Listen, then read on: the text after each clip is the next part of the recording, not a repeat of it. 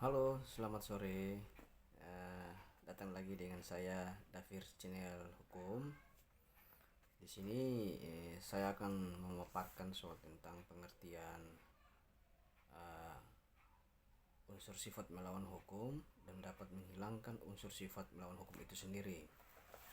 Namun perlu saudara-saudara pahami, ada beberapa kejadian atau peristiwa yang terjadi dalam masyarakat terkait dengan masalah pidana ini.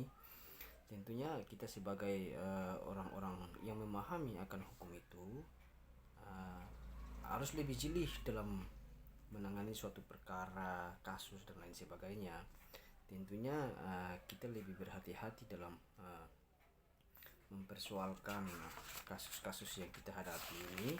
Jangan sampai uh, sesuatu yang sifatnya sesuatunya yang unsur sifatnya melawan hukum bisa dapat menghilangkan unsur sifat melawan hukum itu sendiri. Nah, di sini saya akan menyampaikan sedikit apa yang sesuai apa yang saya ketahui. Jadi begini, uh, kriteria pertama di atas menentukan bahwa perbuatan melawan hukum itu adalah perbuatan yang bertentangan dengan kewajiban si pelaku. Tetapi tidak semua perbuatan yang bertentangan dengan kewajiban si pelaku dapat dituntut ganti kerugian. Untuk dapat dituntut ganti kerugian disyaratkan disyaratkan adalah kepentingan penggugat benar-benar terkena atau terancam oleh pelanggaran tersebut. Seseorang yang menerobos lampu merah, dia telah melakukan pelanggaran undang-undang secara pidana, tetapi belum dapat disebut melakukan perbuatan melawan hukum itu sendiri. Secara pidana, secara perdata, selama tidak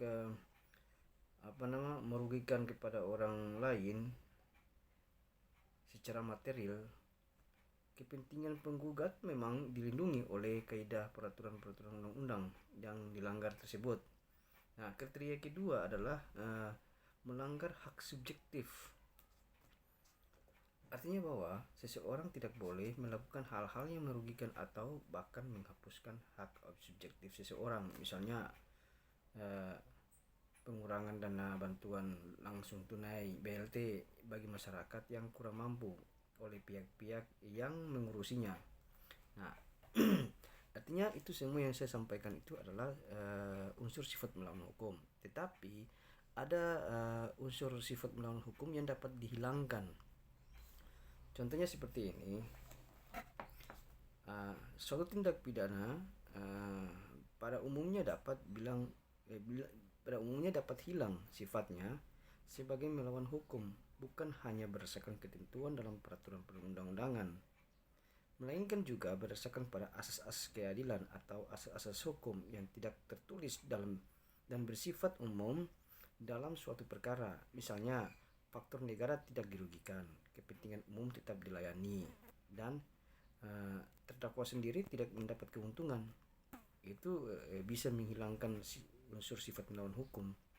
Contoh lain juga ada kasus menghilangkan sifat melawan hukum, yaitu contohnya rego tembak yang menembak mati seseorang terhukum yang dijatuhi pidana mati, ya kan?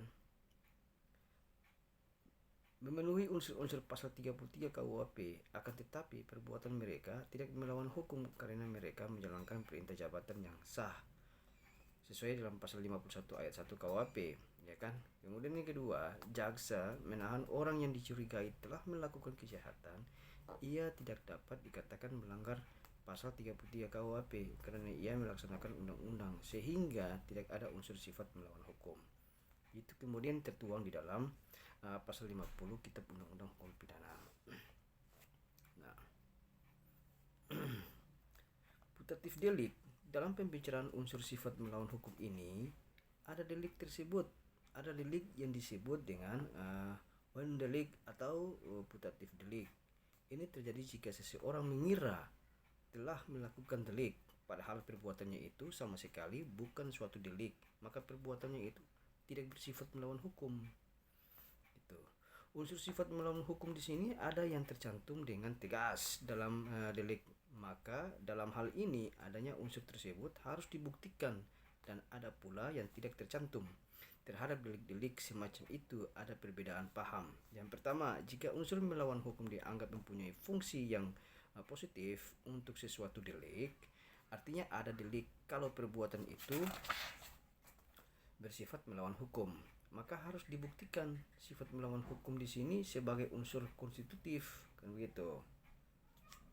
Nah, yang kedua, jika unsur sifat melawan hukum dianggap mempunyai fungsi yang negatif, artinya tidak ada unsur sifat melawan hukum pada perbuatan merupakan pengecualian untuk adanya suatu delik, maka tidak perlu lagi dibuktikan.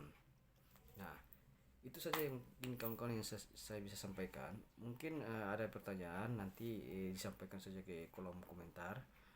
Saya tetap melayani, dan jangan lupa subscribe channel ini di Dafir Channel Hukum. Saya akan tetap melayani apa menjadi pertanyaan saudara di sini. Sekian dan terima kasih. Wassalamualaikum warahmatullahi wabarakatuh.